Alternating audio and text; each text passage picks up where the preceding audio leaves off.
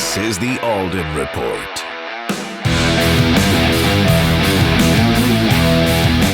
Today's episode is brought to you by FrontRowBenefits.com, connecting consumers and businesses with front row access to the greatest health insurance that the United States has to offer. Visit FrontRowBenefits.com. Folks, listen, if you're like me, if you own a business, if you have a family, or if you're an individual and you're looking for front row access to healthcare, maybe you're tired of your premiums going up. Maybe you don't want to pay those high deductibles anymore. Maybe you're tired of paying more and more for your monthly prescriptions, and you want to make sure that you're getting that VIP access, that front row access, then visit FrontRowBenefits.com and get a free quote. They're connecting consumers and businesses with the top level insurance carriers in the United States at discounted prices. Visit FrontRowBenefits.com. That's FrontRowBenefits.com.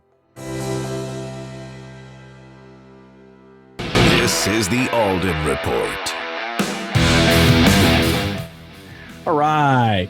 We are here in Blue Bay Studios, and of course, I'm rocking my Wicked Happy gear, but I'm also rocking my 99-cent glasses. I did re-up these glasses. We went to the dollar store with my daughter, so now I have like 4 pairs of my 99-cent glasses. And they actually kind of mean a little bit more for my next guest, and I'll tell you why a little bit. My next guest is a professional poker player. He is the runner-up in the World Series main event, which is the biggest event in the world. He cashed for over $5 million. He's also been on American Ninja Warrior, but that isn't really necessarily why I'm having him on. It was kind of how we met, and his disposition and who he is and what he stands for and kind of the things that he's overcome in life. Because I think a lot of us, go through challenges, and he has just an amazing story, and the story is really just kind of beginning. And I was super blessed to have met him. We'll talk a little bit about that as well. Please help me welcome Tony Miles. Tony, thanks so much for being here, man. Thank you. It's an honor. So let's just get into how we met, right? So I'm a kind of a poker enthusiast, and I told myself, I'm like, you know what? I'm going to play in the World Series. A lot of people don't understand what that means. I didn't play in the big one. That we'll talk about that with you as well. But, I played in a couple smaller events in the World Series, and I sat down at the table at the end of day one in a fairly big field, like 4,600 people. And you were to my immediate right, and I didn't know you. But you were just immediately really nice to me, which kind of, for me, as trying to be my poker guy, I kind of I was taken back a little bit. I'm like, is this guy really being nice to me? Is he trying to figure things out for me, whatever? So that's where you and I met, and I wrote about it in a blog, and we can send people there as well. But before we even get into all that stuff, man, I just love to just know a little bit about your background leading up to becoming a professional poker player. Like, where'd you grow up?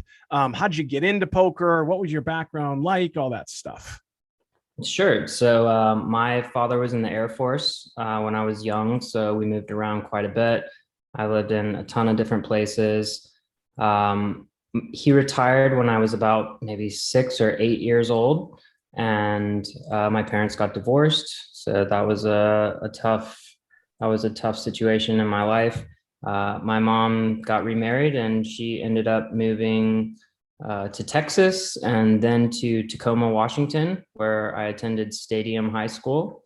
And I started playing poker in my friend's detached garage with his 90-year-old grandmother and a few of my high school buddies. And I think right from the very beginning, poker had so many elements that I loved, from the strategy and the theory involved to the psychological components, that it was just something that really piqued my interest.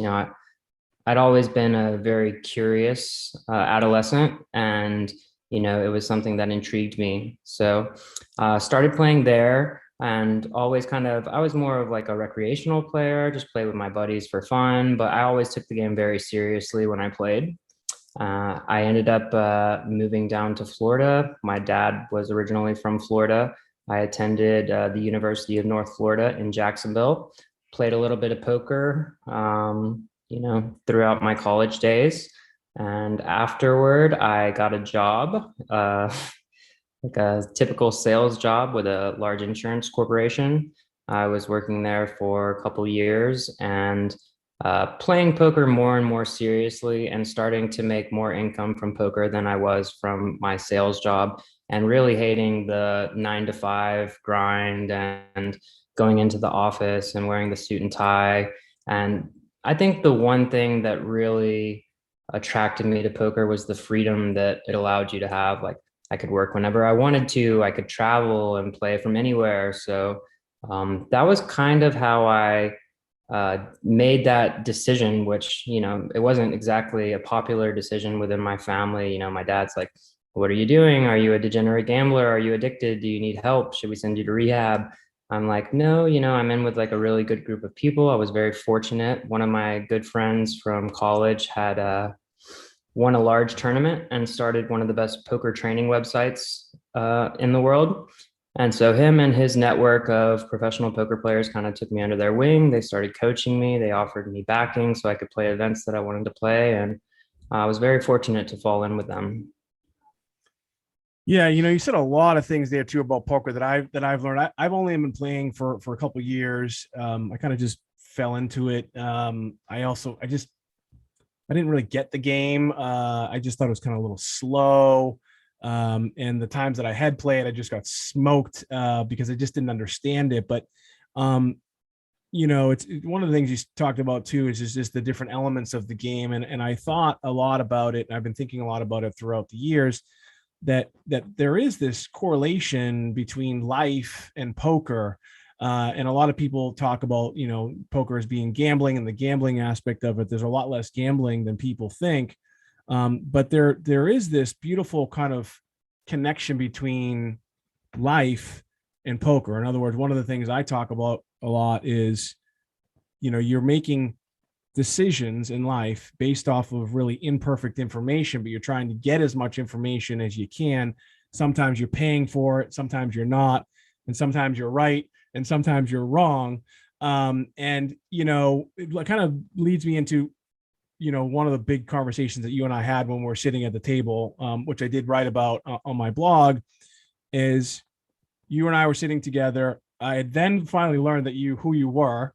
And I'm like, man, great. I got the runner up to the main event to my right, which is better than, I guess, to my left. So people say.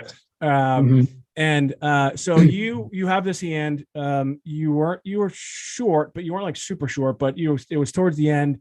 You shove all in with queens. You get called, I think, by the big blind with ace king, and the flop came with a king or an ace, I forget, and which ultimately decimated you down to one chip.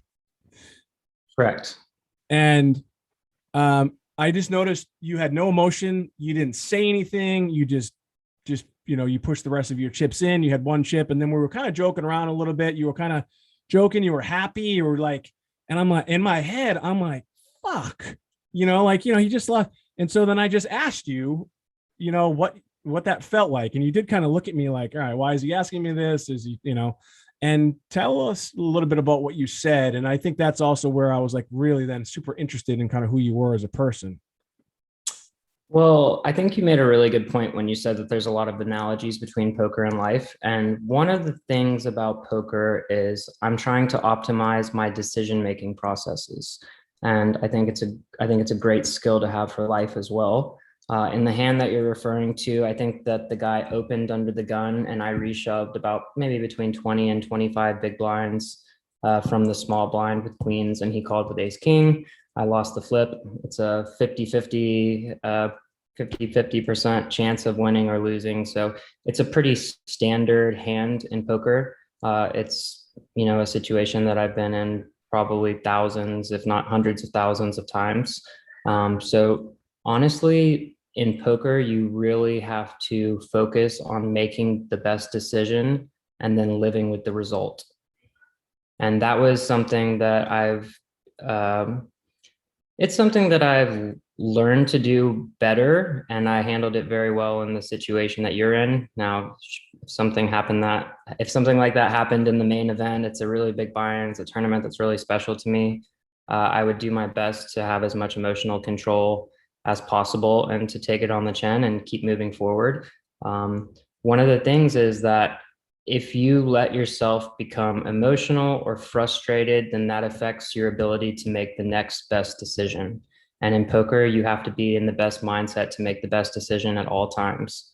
So, I heard a really great quote this morning. I was watching like the Colby Covington and Kamaru Usman trailer. So I really like UFC.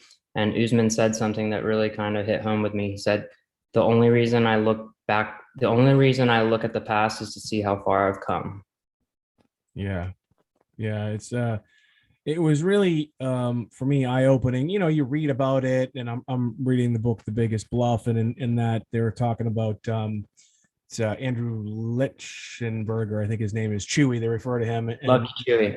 Mm-hmm. Yeah, and Maria Konnikova, who is the author, was interviewing him, and it really reminded me of you and kind of your almost Zen-like state. And I know that you meditate, and we'll talk a little bit about that as well and some other things.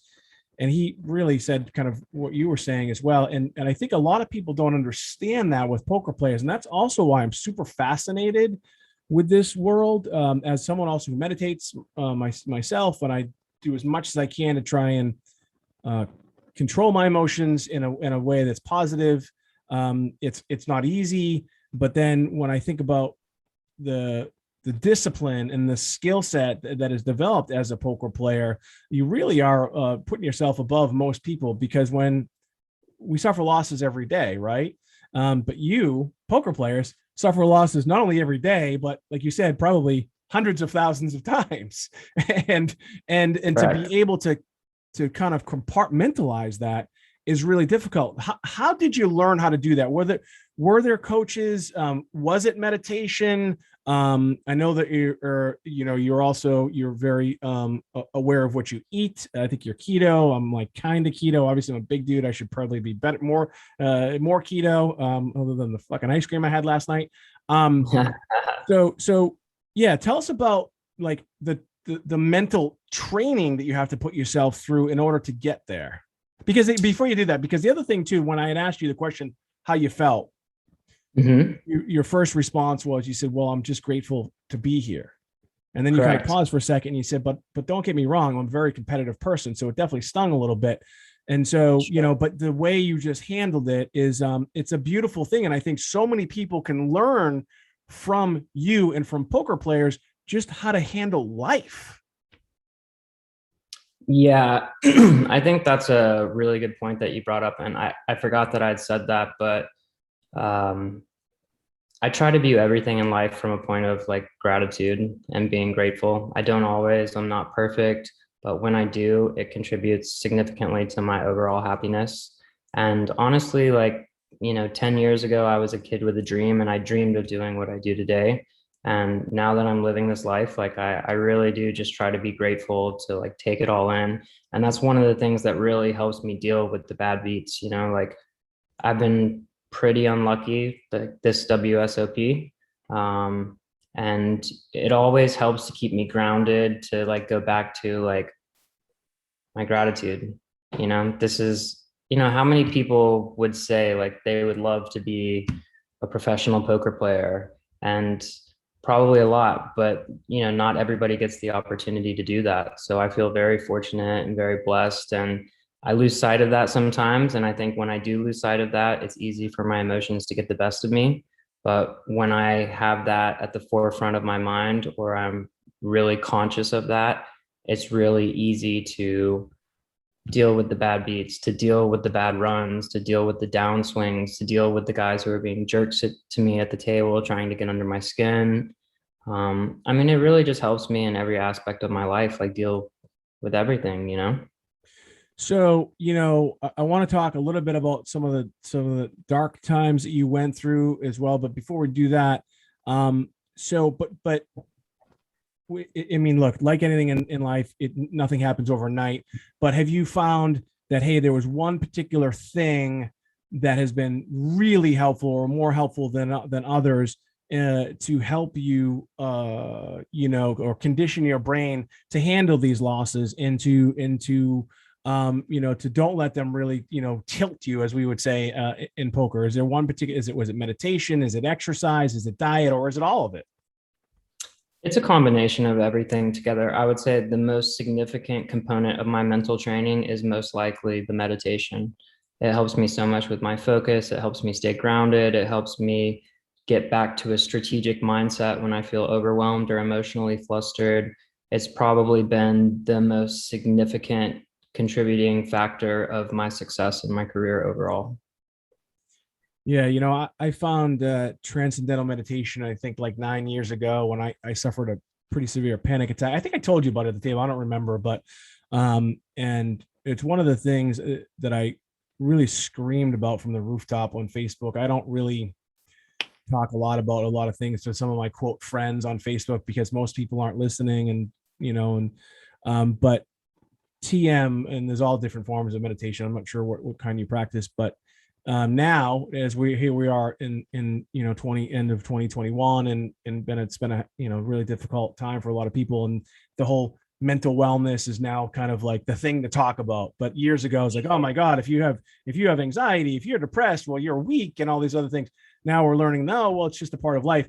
Meditation, for those listening, whatever it is, the science behind it was the first thing that really got me as an attorney who kind of grew up in the world of dietary supplements and having to defend claims that are made about dietary supplements. Science, I'm not a science guy, but I had to learn it. And when I saw the science specifically about TM and in learning about, others that have done it, I'm like, all right, cool. Like I'll give it a shot. And it happened to work for me. I also love, I always say this, yoga. I haven't done yoga in a while, but I used to love at the end of yoga, like the last 5 minutes, because it was usually like meditation. Like, oh, cool. Yeah. It just kind of like, is there, do you practice a particular type of meditation? So I use an app called Headspace. I'm yeah. sure a lot of listeners will probably be familiar with it. There are certain meditations on there tailored to different needs or like skills. So I use one I use a bunch of them. I go through it really frequently, but I've been using one for competition, and there's a bunch for sports, and I'm not sure I would call it transcendental meditation or what I would call it, but it's guided meditation, and that's the one that's really like helped me and been the best fit for me. Yeah, it really is a beautiful thing. And you know what? I've heard of that app. I haven't used it, but I know others that have used it as well. And a second, I do want to talk about, kind of some of the negative stuff, because that negative stuff really brought you to the positive stuff of where you're at today. And also, I think I told you before about kind of my family background, and we'll talk a little bit about that just to put some things in perspective. We are on with Tony Miles. I met Tony at the World Series of poker in Vegas. When I decided I was going to go, I was out there for business, but I did decide that I was going to also, I had some time, and I'm like, I'm going to play because I'm here. And I sat down and I met this beautiful person, and I just really just interested in him and his life and what he had to say in those kind of couple hours where we're sitting at the table together. If you'd like some more information about Tony and what he's done, again, he was the runner-up in the World Series main event in 2018 at the longest in history, heads up in 2018. It was just unbelievable what he's done. He has over $5 million in earnings. He says he's been unlucky in this one, but I did see your Hendon mob, and so you've cashed in a bunch, but you probably took some beats, I'm guessing, towards the end, especially the last one where you finished 51st, I think, in the 5,000. Again, if you'd like some more information about Tony Miles, you can check him out on Twitter. It's at Tony Miles Poker, and it's Tony Miles Poker. He's also on Instagram. He's probably more active on Twitter. He does coach people. He's busy, but maybe if you guys are the right fit and you want to learn about how to play poker properly, send him a DM. I'm sure he'll get back to you. You can also just Google him and Tony Miles Poker and just kind of see some of the things that he's done as well. Today's episode is brought to you by FrontRowBenefits.com, connecting consumers and businesses with front row access to the greatest health insurance that the United States has to offer. Visit frontrowbenefits.com. Folks, listen, if you're like me, if you own a business, if you have a family, or if you're an individual and you're looking for front row access to healthcare, maybe you're tired of your premiums going up. Maybe you don't want to pay those high deductibles anymore. Maybe you're tired of paying more and more for your monthly prescriptions, and you want to make sure that you're getting that VIP access, that front row access. Then visit frontrowbenefits.com and get a free quote. They're connecting consumers and businesses with the top level insurance carriers in the United States at discounted prices. Visit frontrowbenefits.com. That's frontrowbenefits.com. So, I'm not sure if we talked about it or I told you my background a little bit, but my family has just been riddled with addiction on both sides. My stepfather died of AIDS. My father's addicted to coke. One of my brothers died of an overdose. My stepmother just died of an overdose. Another brother did time in prison for distribution, and it just goes on and on and on and on. My mother's HIV positive as a result of my stepfather. So, and I've just been pretty fortunate. Never did any drugs. I drank, but I probably have an addictive personality, and I'm pretty aware of it. Food is probably actually my addiction, if I had to say, which is probably worse than some of the actual drugs themselves. But so you had but you had, a real addiction challenges, and tell us a little bit about that and really what got you out of it, and what it's like today, being in Vegas, playing poker, being surrounded, you're in Sin City. It's everything is there. And, they say, the old saying, once an addict, always an addict. I know why they say it from a science standpoint, but tell us a little bit about that difficult time and kind of what got you through and how you maintain sobriety. So I've been struggling with addiction since I can remember. The first time I took a sip of alcohol, I got blacked out drunk, and I kept drinking past the point of inebriation. Like I just, once I start, I cannot stop drinking or using drugs. When I was in college, I I went to rehab for the first time. I came out, I was sober for maybe 6 months or so. I got back into college. I think I had one course left to graduate. I did not finish that semester. I relapsed, and ended up taking me like a year and a half to graduate. After that, I kind of learned to deal with it, to get through like my day-to-day life. And but eventually I found opiates, and this is once I had started my poker career, and they really brought me down fast. And so I'd been playing poker professionally for maybe like 3 or 4 years when I found opiates, and within a year, I think I was broke. I was living in my mother's guest room. I was detoxing. I can remember very vividly. She was waving a hair dryer underneath the covers because I was so cold. I had 4 or 5 blankets on me, and I could not get warm.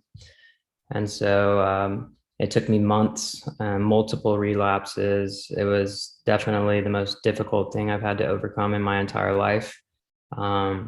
But finally, I found a 12-step program and a good network of friends in that program, and I was able to get sober. And like, God willing, I've been able to stay sober for the last 5 years. So I'm very grateful for that. It's not something that I take for granted.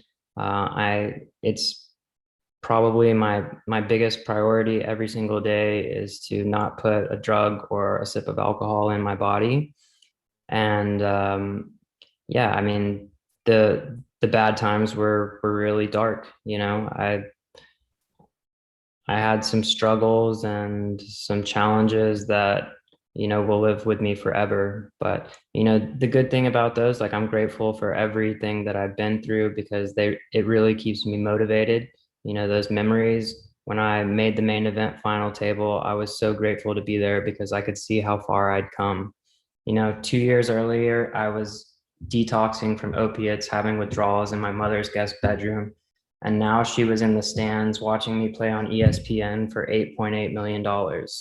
she doesn't know anything about poker, but she was proud and it felt like redemption for me. So yeah, the addiction is a huge part of my story. And I live with the struggle every single day. Like some days aren't as bad as others, but um, it's something that it's something I'll probably deal with for the rest of my life.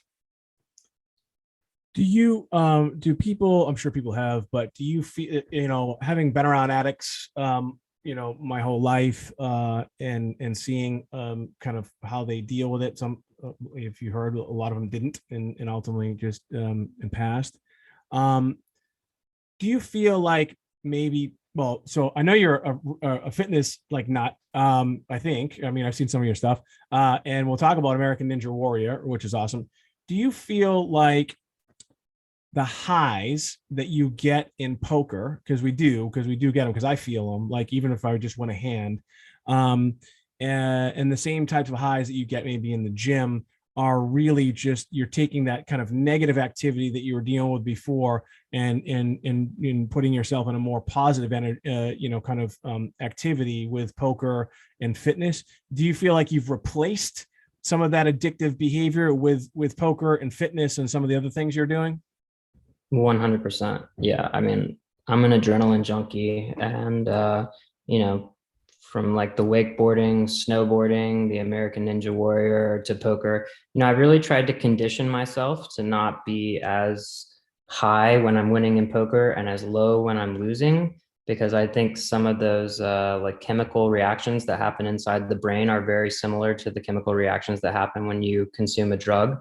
So I've really tried to kind of alter my perception of how that affects me, like emotionally. I've tried to become like, numb to it a little more, because, if you look at like the math and the statistical probability, like these things are going to happen. You shouldn't be super happy when you win and super down when you lose.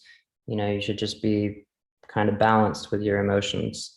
But definitely with the working out and the competing on American Ninja Warrior and doing some of the more adrenaline junkie type things I do, I definitely think that I've channeled some of those not, I guess I wouldn't say that I'm like addicted to this stuff, but they're things that I enjoy that give me a more healthy high, I would say.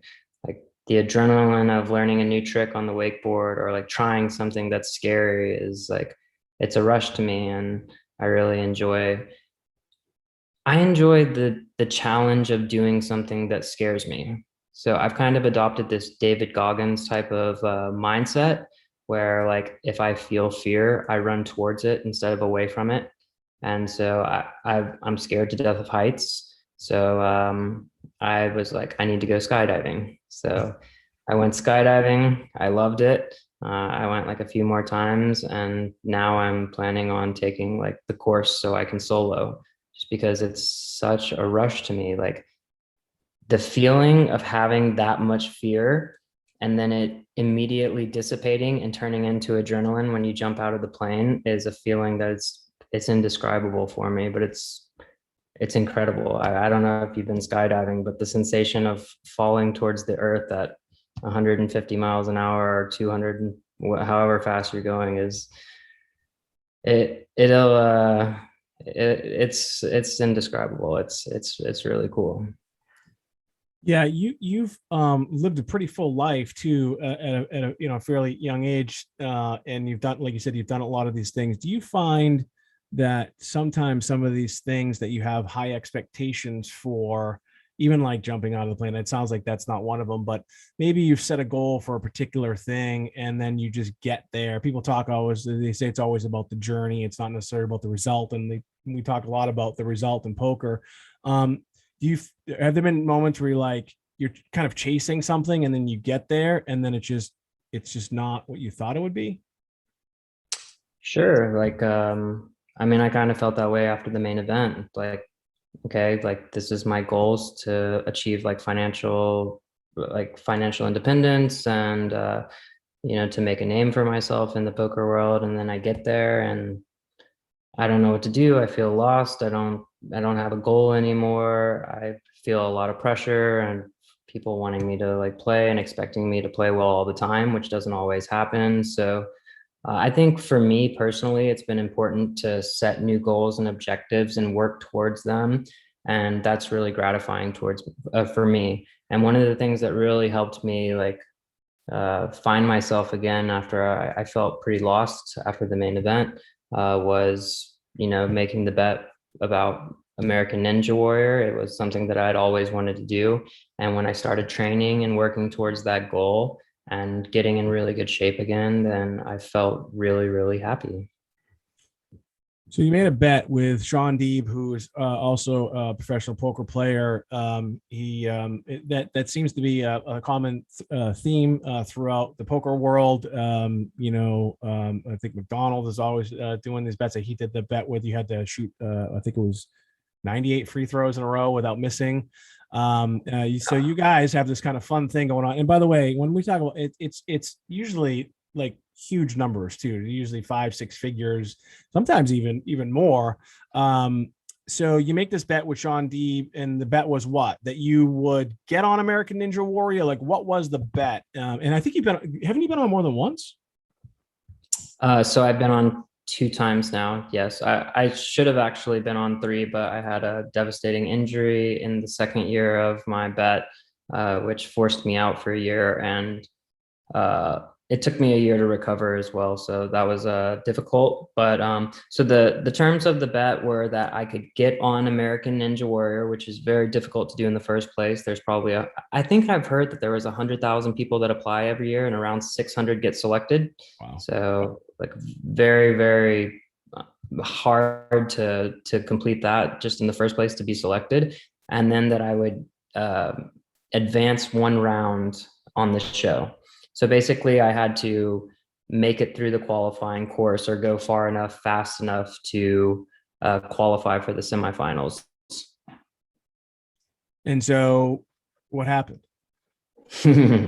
So I had 3 years to complete the bet, and the odds were the first year I would get 25-1. The second year I would get 20-1. And the third year I would get 15-1.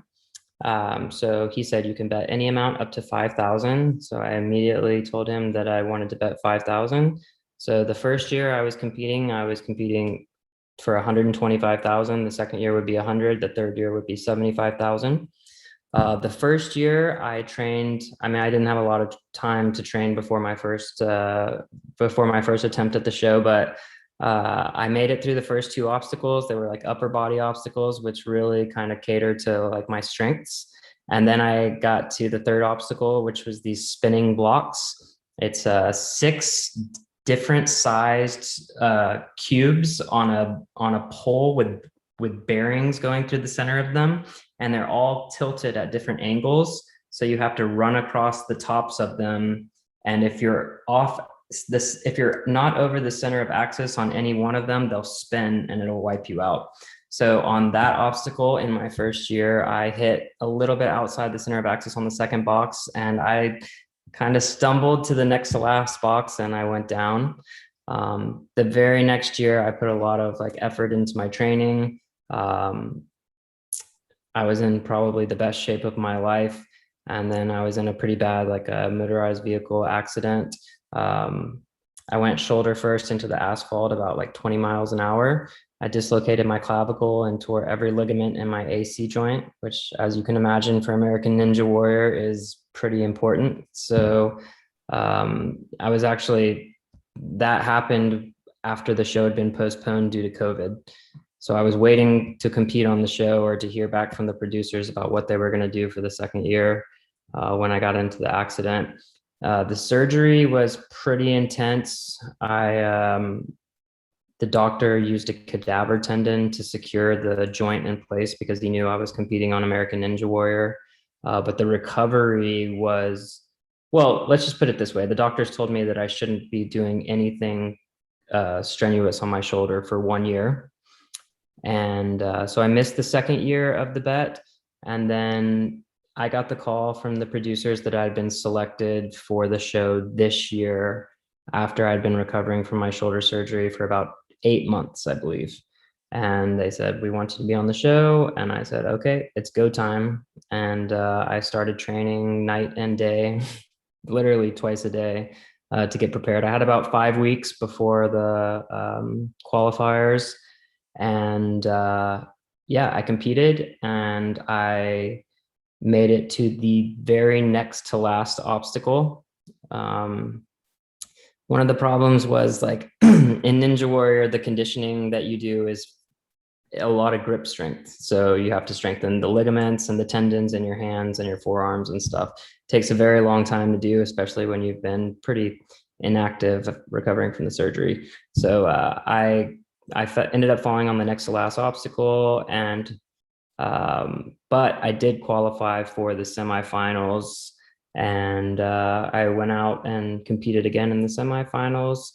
Sean and I ended up having a little bit of a dispute about the terms of the original bet, and I ended up paying him. And so I didn't technically win the bet per se, but it was something that challenged me and forced me to grow. And it was just like a really amazing community of people. You know, in poker, you don't really find people that are like supportive and encouraging. You know, people are competing against each other. They don't really want the best for one another all the times. But in Ninja Warrior, it's really cool. Like people, there's a real sense of community, and it was a great experience for me. And it was really different from the community in poker, and I appreciated that.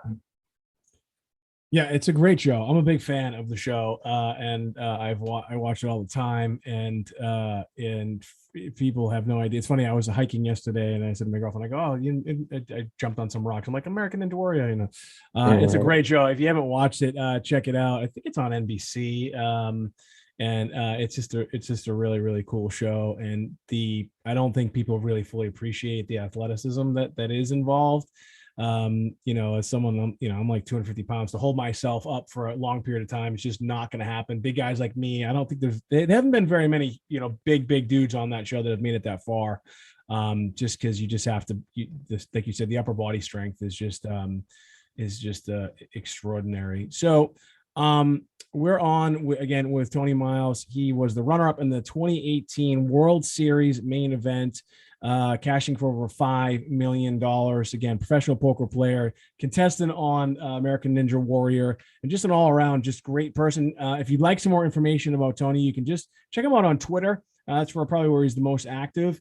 Tony Miles Poker. It's at Tony Miles Poker, MILES, and also on Instagram at Tony Miles Poker as well. But again, if you really want to connect with them, Twitter is probably the place to do it. And, you know, if you're lucky and you're looking for a coach and maybe you want to get better in poker, I mean, you know, who better to talk to than a guy that's really done some big things. In fact, when we sat down and met in Vegas, when I sat down and Tony was to my right, which I didn't realize who he was, we started talking about, I don't know if you remember this. We started talking, someone to my left said that they wanted to win a bracelet. And then you said, well, yeah, you know, I'd like to win a bracelet too. It kind of keeps me up at night. And I said, oh, really? You know, yeah. And you said, oh yeah, I've come close. And I said, oh, really?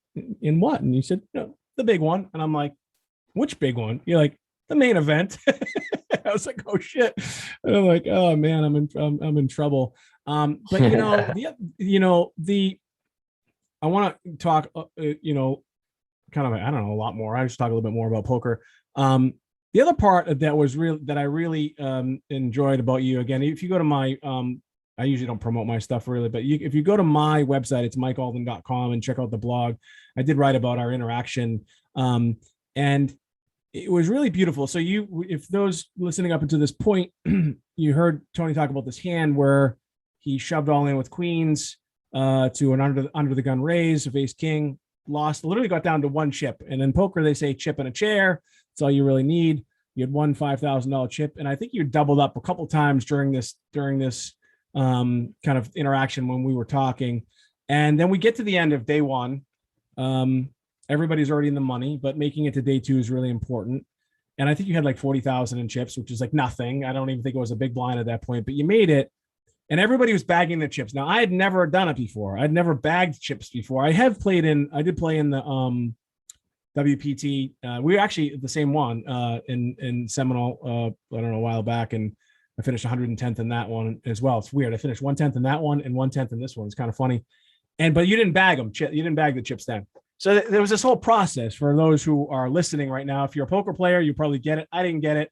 So, you got to put the chips in the bag, and there's a whole process. You got to fill out the form. You got to write it properly. And I'm nervous. I'm like, I'm so excited. I don't know what to do. And I was asking you were kind of helping me. And then you kind of looked at me and you said, you've never bagged chips? And I said, no. And you were like, it was a beautiful thing. You're like, hey, man, congratulations. You're like, this is a big deal. You're like, this is pretty awesome. You just enjoy the moment. You kind of gave me like a fist bump.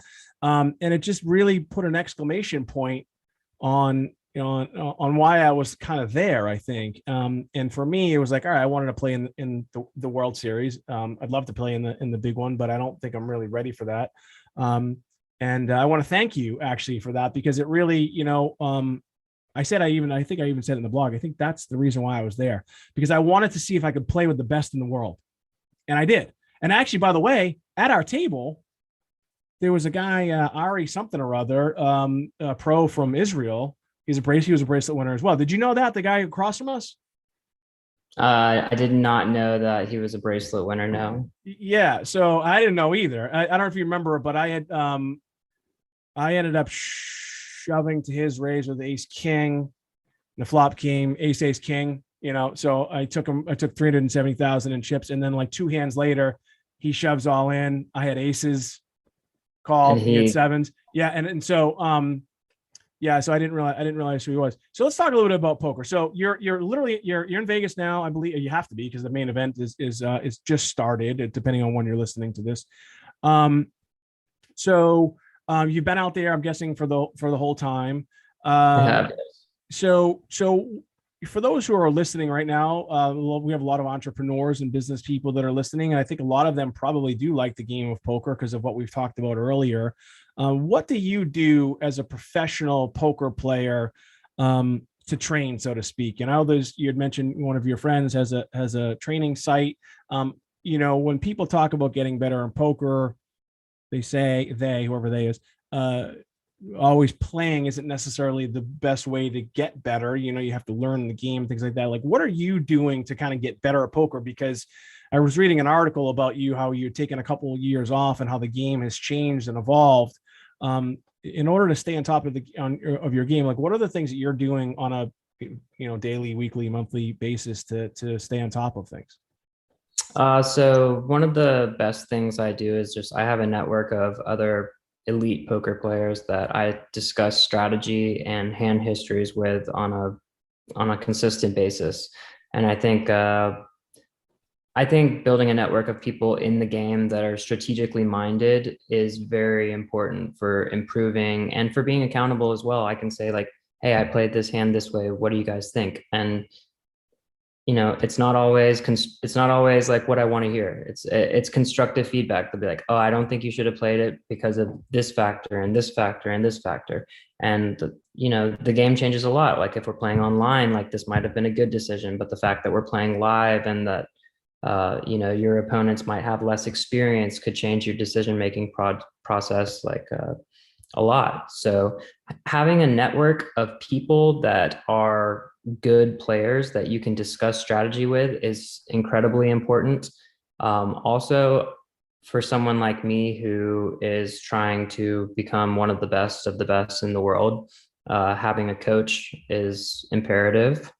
Also, back in the day, poker used to be a lot easier. There was no. Well, there weren't solvers, right? There was no concrete answer sometimes. If you had a difficult spot and, you ask 6 different of the best players in the world, you might get 6 different answers. Now there's computer programs that are pretty close to able to give you the perfect answer in these situations. So I've been working with these programs more and more over the last year or two. And, I put a lot of time and effort because the computer knows how to play perfect theoretically. And you don't always want to play perfect theoretically. It might be not the best way to make the most amount of money. But if you know the perfect theoretical play, then you can understand how to deviate to make the most amount of money. And that's critical in poker. Yeah, man, I'm just listening to you, and I'm just like fascinated again with what you're saying, because when I think about the different strategies in poker and different techniques in poker, from game theory, optimal, to exploitive, which is kind of a part of that, to people who just play by feel as well, and I think a well-rounded poker player uses all that stuff. What do you use when you mentioned some of the kind of computer algorithms out there referred to as usually as solvers or sims? Which ones do you use? Are there some that are better than others? Are there free ones out there? Like what are you using as a professional? So we use the solvers to run the sims or the simulations, which is where we put in basically all the details about a certain hand, and then it gives us an output, which is the solution to the equation. The most popular and common program to use is called a PO solver. It's PIOSOLVER. And that's the one I use the most. There are also some GTO trainer programs that I really like. And basically what they do is they format the structure of a hand so it's more like a game. So you go through, it shows you like your opponent raises, and then it gives you 4 options. Like, do you call, do you raise to this amount, do you raise to this amount, or do you fold? And then, if you make a mistake, it tells you like, no, that answer that you chose is actually costing you 1 chip in expected value. Like they're telling you exactly how much you can expect to profit or lose from the decision you made. So it's cool. It's more like a video game, but you're learning while you're playing. So I really like the PO solver when I'm just studying, like, but let's say I have I have a question about a hand I played, and I'm like, I want to know the answer. Like, I want to know if I was right. I want to know if I was wrong. And if I was right or wrong, I want to know how much I was right or how much I was wrong.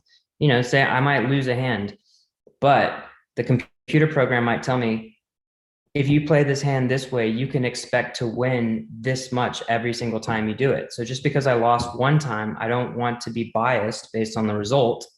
I want to have an answer of exactly how much I can expect to win by making that decision every single time I'm in that spot. And so that's kind of what I've been doing to train myself for the last couple of years. Yeah, again, I think then for those listening or watching right now, if you're kind of a novice poker player like myself, or an up and coming poker player, I don't think a lot of people realize, or people who don't know anything about poker, about the amount of work that really is involved, and the amount of math. As a lawyer, math is definitely not my thing, but there's been a lot of great attorneys in the poker world as well. But there's a lot of work involved, and when people talk about luck, there's certainly a luck element to poker. There's a luck element to life, but it does really come down to the preparation, I think, that you're putting in. What about memorization? When I was reading The Biggest Bluff, they talked a little bit about memorization. Are there things that you just have memorized, like push shove charts and things like that? Or do you just know, like, if I have queen 8 suited, I got 5 big blinds, and I'm under the gun, I'm shoving queen 8 suited, you know what I mean? Do you have certain things just absolutely memorized that you don't need to think, you just know that this is what I'm doing? 100%. Yeah. Yeah. So we use the solvers to give us those charts to tell us what to do with certain hands. And what you're referring to is, once you get below a certain threshold, you don't really have the ability to play after the flop anymore. So the best strategic thing to do is to either fold or go all in. Because if you have 5 big blinds and it costs 1 big blind to play, then you're not going to have a lot of playability left after the flop, because the flop is already going to be 3 or 4 big blinds, and you're only going to have 4 big blinds left. And strategically, you're going to have to go all in anytime you get any piece or you have overcards or anything. So the push-pull charts are very important for once you get short stacked, which happens very frequently in tournament poker. So having those memorized is very important. I've studied those probably my whole career. And it's one of the things that I think is really a skill for me. You know, like I often have people that'll come up to me and they'll be like, I shoved 10 big blinds with 7-8 suited from the cutoff. Like, what do you think? And I'm like, yeah, that's probably like the bottom of your shoving range, but I think it's good. Also, there are things to take in consideration. Who's in the big blind? Is it a good pro who's going to call you correctly? Like in that case, then you probably do want to shove that hand. If it's somebody who's going to be folding too much, then you can probably shove worse hands than that because they're probably going to be overfolding, and shoving any hand is going to make you money. If it's somebody that's going to be calling too loose, then you need to adjust your strategy by shoving a tighter range, which means better hands, because shoving a hand as weak as like 7-8 suited is not going to do well when they're calling you with 8-9 suited and hands that dominate you. Yeah, man. Again, it's just really a beautiful game. I'm glad I've learned. I've played chess my whole life, and I'm really kind of glad that I found the game. I think a lot of people really have a misconception really about the game and about what happens in the game and the types of people that are involved in the game. And as I've learned, and having now played in a couple, live events and some fairly big ones, and actually been to the World Series main event. Everyone knows that I did sponsor a friend of mine in the 2014 main. And I went out there and I just saw that. I think that was the really kind of the first like seed that was planted for me when I saw what he did and just to be out there in the excitement. And the competition part of it too is a beautiful thing. That's why I think you see a lot of kind of high level business executives that might have hit the pinnacle of success in their world, or you see a lot of professional athletes that play because they are kind of chasing that competition. I mean, it's the only quote sport that you can play is if you can sit upright, and you can be blind, you can be deaf, and you can be I've seen quadriplegics playing. In fact, there's a quadriplegic. I see him I forget his name, but I've seen him at a bunch of main. Cleaton. Yeah, I've seen him at a bunch of final tables. That's the beautiful part about this, because you still have that competitive nature like you had mentioned, and you can still compete, and that's that I think that is the beautiful part about it. I don't want to keep you too much longer, but for maybe for those, because we're talking about poker right now. I know, by the way, I know you're into NFTs too. I'd love to talk to you about that as well. I'm into crypto. I think I told you I had a mine for a while, and in fact, I was just texting my brother who's coming in. One of our miners is down. I had just a few of them running in this other area. So for those who are listening right now, I have two questions, and then I'll let you go. You had mentioned gratitude. We talked about gratitude, and I think a lot of people. I have a hat for my company, Wicked Company, it just says grateful on it. I was really lucky, I think, to kind of really understand what that really means. For those who are really struggling right now, a lot of people are financially, emotionally. How do you find that moment of being able to be grateful? Like, where do you look? Do you have to hit rock bottom? Is there a way to just really have some sort of inner peace? And like, was there something that because in the book, The Power of Habit, he talks about, actually a woman, she was a gambler, and she lost everything. And she was like in Egypt. And there's one day she just woke up, and then that was it. She just stopped for whatever reason. You hear that too with addicts, very rare sometimes, but you find this moment. Do you have to hit rock bottom? Do you have to be in pain? Do you have to suffer to be grateful? And for those who haven't, maybe you can tell them this is what you need. I'm just curious, like what your thoughts are on that. Like, how do you find it? Because hold on, before you answer, because I don't know if you remember the other thing you said to me, I wrote about on my blog. You said to me, what's the key to life? I did. Yes. I remember that conversation very well. Right. Okay. And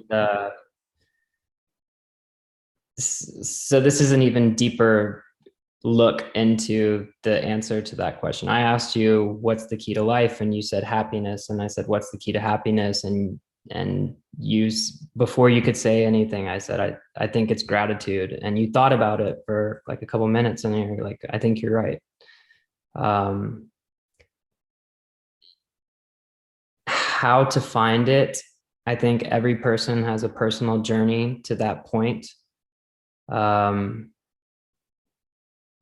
one tactic that I think is really good is like when you're feeling overwhelmed, when you're feeling down, I think writing a gratitude list is very helpful. All the things that you're grateful for, your family, your friends, the roof over your head, the food that you eat, like I think so many people take these things for granted. And, if you can find gratitude, I can't tell you how to do it. I think that's more of like a spiritual or religious process that you have to come to yourself.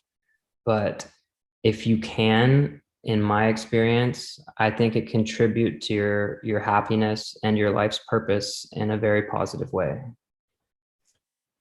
Yeah, I mean, I don't think I could have really said it, better myself. So, again, I want to thank you really so much for being here, man. I know that you got a lot going on, especially the main event, which is happening literally right now. I think you're playing in a few days, depending on when people are listening to this. So again, if you'd like some more information about Tony and his journey and what he's been doing, you can just check him out on Twitter. It's at Tony Miles, at TonyMiles Poker, Tony Miles Poker. You can also find him on Instagram. You just Google him as well, Tony Miles Poker, and you can see kind of some of the things that he's done. We didn't even really talk about, you know what? Listen, I want to end the show, but I can't end it yet.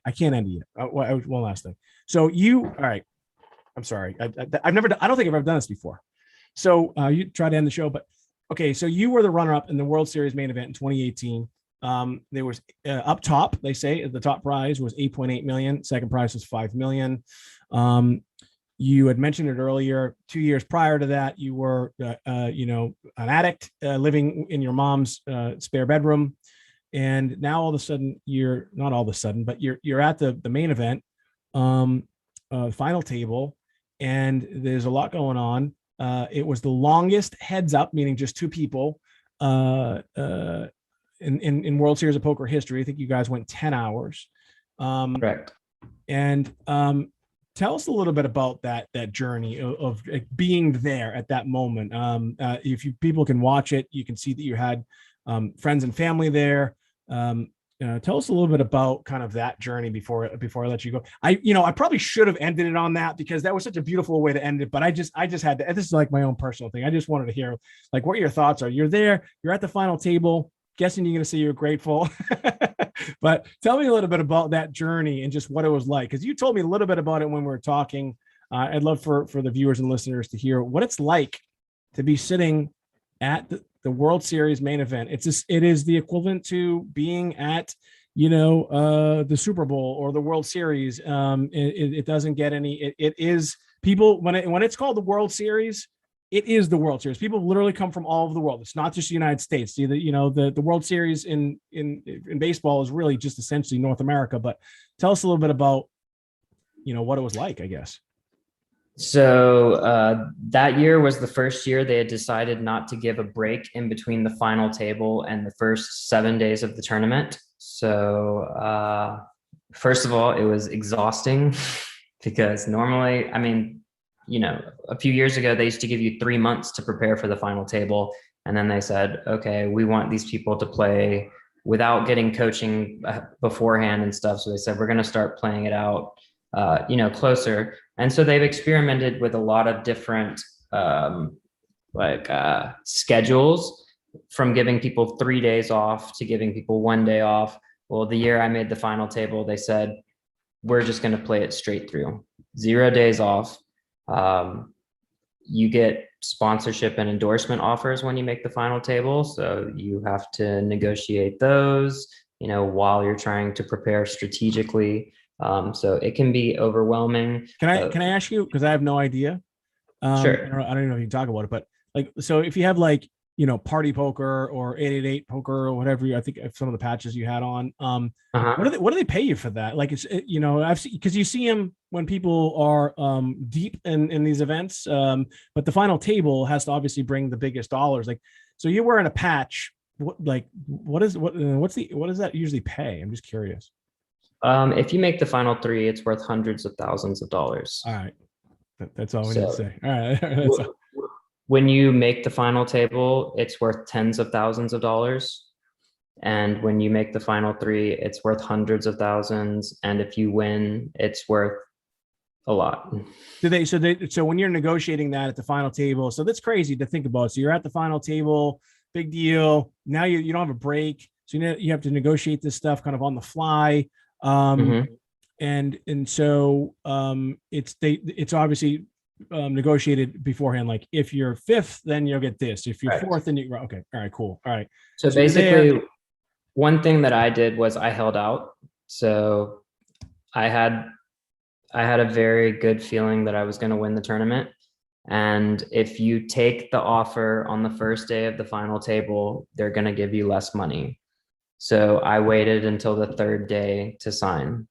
So I basically leveraged my position into a very good financial payday for me, because once you're in the final three, they're pretty much willing to pay whatever it takes to get that patch on the winner or on the guys playing heads up, because that's going to get the most media coverage. So I said, no, I'm not taking the deal for the first day of the final table. I actually wore a patch for free for one of my friend's sponsorships because he had really helped me a lot, and I wanted to, repay the favor. So I wore his company's patch for like one day. The second day we held out on their offer, and then the third day we negotiated very hard, and I was pretty happy about what we ended up getting for that. Did you have again? I don't know what it's like to be there at that, but I do know what it's like to play poker in the World Series, I guess. Not that one, but did you have someone helping you negotiate with that for you? Because by the way, again, if you're listening right now or watching and you don't know anything about the World Series, Tony was talking about, they used to have what they call the November 9. So they would play in the summer and then they would come back in November and play. So you had all this time to prepare, negotiate, coach, rest, all that other stuff. They went straight into it. So all that stuff was accelerated by, turning months into hours. So who was helping you with that? Do you have family members or? I have an incredible friend. When she saw there was like 50 players left in the main event, she took off of her high profile pharmaceutical sales job, flew out here. Is that she Jean? made all the Jen. Yeah. Jennifer Jean. Yeah. Jen Jean. Her last name is Jean, actually. Yeah. She purchased all the airline tickets for my family to come. And she started the negotiations, and then we actually ended up hiring a sports agent to really play hardball with the with the sponsors. But she was incredibly helpful, and that allowed me to focus so much more on the objective and not be distracted by all the noise going on around me. Like it was tough because there's so many distractions. There's so many people who want a piece of you. There's so many people who want to say, oh, I'm affiliated with this, and like ride your coattails to that big moment. And if you're not careful, then it can interfere with your peace and with your goal and your strategy to get there. Oh. I'm so sorry, Mike. You there? Yeah. I'm here. Yeah. I'm getting a call, or I was getting a call. And now I want to make the screen big again. I can still see you. You can see me. Good. Yeah. But I want to talk a little bit about the experience, because that was really a magical moment for me. I was on a ski trip like earlier that year, and I was gambling, I'd always kind of like had a small problem like in the pits, like playing blackjack and stuff. And I remember we were in Lake Tahoe and I was playing blackjack. I brought like $10,000 or something, and I ended up losing it all like the first night playing blackjack. And my friends were like, I'm really sorry that happened to you. And I was like, I'm not sorry that it happened to me. And I told them I'm gonna win the main event this year. And I also told them that I was quitting gambling altogether. And that became my objective, was not to gamble and to focus on getting better at tournaments. And I did not gamble once from that point forward. And when I got to the final table, my friends are like, this is crazy. Like, he said he was going to do this and he did. And, I'm a big believer in self-fulfilling prophecies and the law of attraction. And, those weren't the only people that I told I was going to win the main event that year. Like, I had a really good friend. We were playing the World Series together that year. And I'll try and make this short because I know this is No, probably look, I have plenty of time. I just didn't want to. I mean, I know you got stuff to do, but anyway, keep going. Yeah. Okay, cool. So one of my friends, I'm really into like rock climbing and hiking. So there's a park outside of Las Vegas called Zion National Park. It's absolutely incredible. And, I called one of my friends and I said, hey, let's go hire a rock climbing guide and climb in Zion National Park. He's like, yeah, that sounds incredible. Let's do it. Let's go. So we went, and like I was just telling him, like, I feel like I've been playing really well this year. Like, I've been really sharp. Like my cognitive performance has been enhanced by like the meditation and the ketogenic diet and like all these other things that I've been doing. And I told him that like I was selling a little bit of action for the main event, and I was charging a little bit of markup, which means that we charge an extra fee, but in exchange for the person purchasing that, they would be able to buy a piece of whatever you win in the tournament. So he said, like, no, I'm not really interested in paying markup for anyone in the main event, because he had sold some of his own action to somebody that didn't pay markup for him. So he's like, I'm not going to pay markup for someone else when I sold my own action with no markup. So I'm like, okay, that's cool. We got an Airbnb next to the park. We talked about poker quite a bit over the night. He's like, wow, man, like you sound like really different. Like you sound really sharp. Like, it's like something's changed in you. And I was like, I'm telling you, man, like I'm playing lights out this summer. Like you should really buy a piece of me. He's like, no, no, no, I don't think I'm gonna. And I'm like, okay, whatever. It's up to you. It's fine. So the next day we got up early. We met our guide. We start climbing up the mountain, and finally, like towards the end of the day, we get to the top, and we're sitting on the top of this canyon watching the sunset. And I turned to him and I said, like, hey man, you're one of my best friends, and I really have a good feeling about the main event this year. You should really buy a piece of me. Like, I'm serious. And he's like, all right, man, I'll take 5%. And I was like, cool, man. So the next day we drive back to Vegas, and he texts me and he says, like, hey man, I changed my mind. I was like, that's fine. Like, I have plenty of other people I can sell to. Like, I don't need you to buy a piece, and it's your decision. He's like, I don't want 5% anymore. I want 10. So he ended up winning $500,000 for investing 10% of the buy-in with me, which was 1,000, plus I charged him 20% markup. So he paid $1,200 and received 500,000. So, but yeah, so I'm a big believer in the law of attraction, positive affirmation. I'm religious. I felt like God was with me like the entire tournament. My stepmom had passed away like a few weeks before, like in the middle of my World Series that year. And like where, my roommate's dad passed away that same summer, like within 2 days. So I ended up flying back to Florida, going to 2 funerals in 2 days. And somehow I just had like the greatest sense of peace inside me. And so when I made the final table, it was magical. And I knew that God was using me and giving me that platform to share my story with other recovering addicts. And I had so many people reach out to me saying that they were inspired, that they were going to get clean, that they loved poker so much, and that they loved my story. And I was grateful that I was able to be used to help others, because for me, that's the greatest thing in life. Like, you can take all the money and the accolades away. And if you can help someone go from being hopeless to being happy, I think that's one of the most gratifying and the most like constructive and productive things you can do as like a contributing member of society.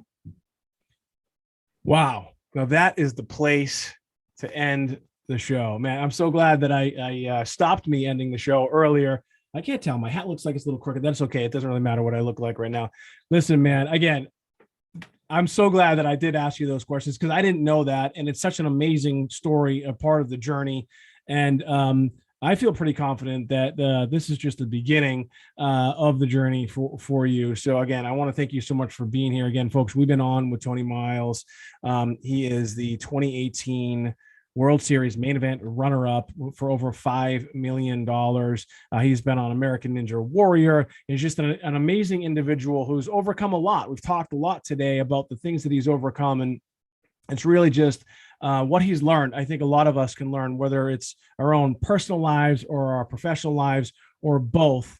It's just a beautiful thing. If you'd like some more information about Tony, you can just check him out on Twitter, where he seems to be the most active. It's at Tony Miles, Miles Poker. You can also check him out on Instagram in the same place. And depending on when you're listening to this, send him some positive vibes, because he is playing in the World Series main event again this year. So send him some positive vibes. My name is Mike Alden. That's Tony Miles, and we'll see you soon.